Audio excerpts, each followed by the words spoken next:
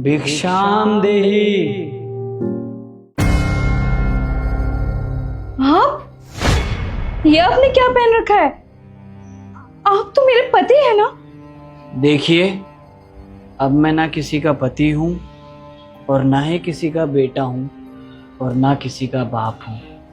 मैंने संन्यास धारण कर लिया। क्या? और मेरे गुरुजी ने कहा है, जब तक आप अपने घर से भिक्षा नहीं लेकर आओगे, आपका संन्यास संपूर्ण नहीं होगा। तो देवी, आप मुझे भिक्षा दे दीजिए, जिससे मेरा संन्यास संपूर्ण हो जाए। ये आप कैसी बात कर रहे हैं? अरे आपका घर है, आपके छोटे छोटे बच्चे हैं, आपकी एक बीवी है और आप संन्यास धारण करने की बात कर रहे हैं? देवी, अब आपको दुखी होने की कोई जरूरत नहीं है। जब तक मैं पारिवारिक संसार में था, आपने मेरी कभी कोई कदर नहीं की। और हाँ, आपने कहा था मैं मर जाऊं या इस दुनिया में रहूं या ना रहूं, आपको कोई फर्क नहीं पड़ता। तो आपकी आंखों में आंसू क्यों देवी? ये पकड़ो थैला और बाहर से सब्जी लेके आओ। सुबह से बस खाली बैठे हो। तुम्हें तो पता है कि मेरे पास पैसे नहीं है। आपके पास तो पैसे कभी होते ही नहीं है। 10,000 रुपये तो हर महीने देता हूँ ना खर्चे के लिए तुम्हें। अरे 10,000 में क्या होता है? बच्चों की फीस जाती है, बिजली का बिल जाता है, घर का राशन आता है। आप मुझे 10,000 रुपए देते हो, कोई 1 करोड़ रुपए नहीं। यार, मैं जितना कमाता हूँ उतना ही तो दूंगा तुम्हें। अब चोरी करके थोड़ी ना लाऊंगा।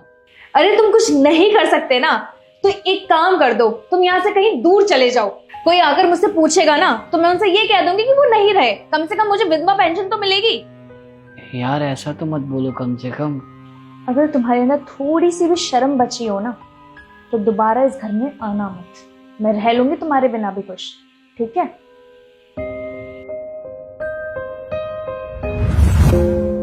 और मैंने संसार के सभी मोह माया को त्याग दिया है और मेरा इस घर से और आपसे कोई नाता नहीं है। तो आप मुझे भिक्षा दे दीजिए, जिससे मेरा संन्यास पूर्ण हो जाए।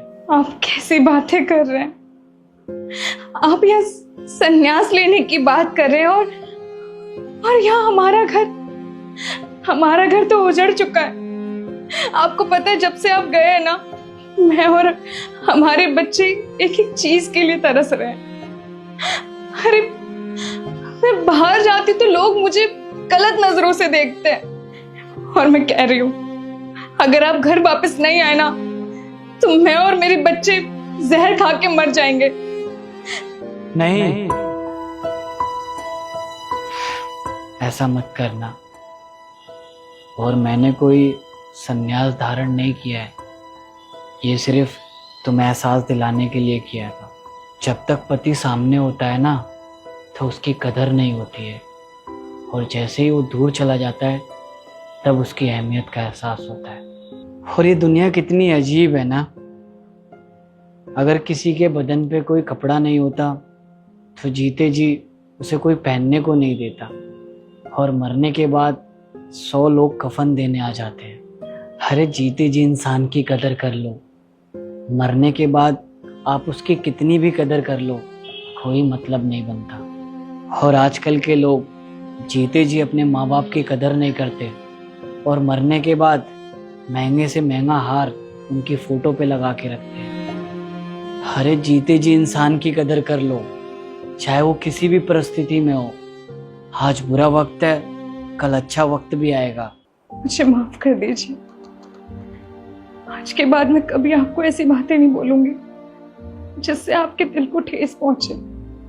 आज मुझे ये बात समझ में आ चुकी है, पति जब तक होता है तब तक उसकी कदर नहीं होती, और जब वो चला जाता है तो उसकी अहमियत का एहसास होता है। कदर कर लो उसकी जो आपके पास है। उसके चले जाने के बाद आप कितनी भी कदर कर लो, कोई फायदा नहीं।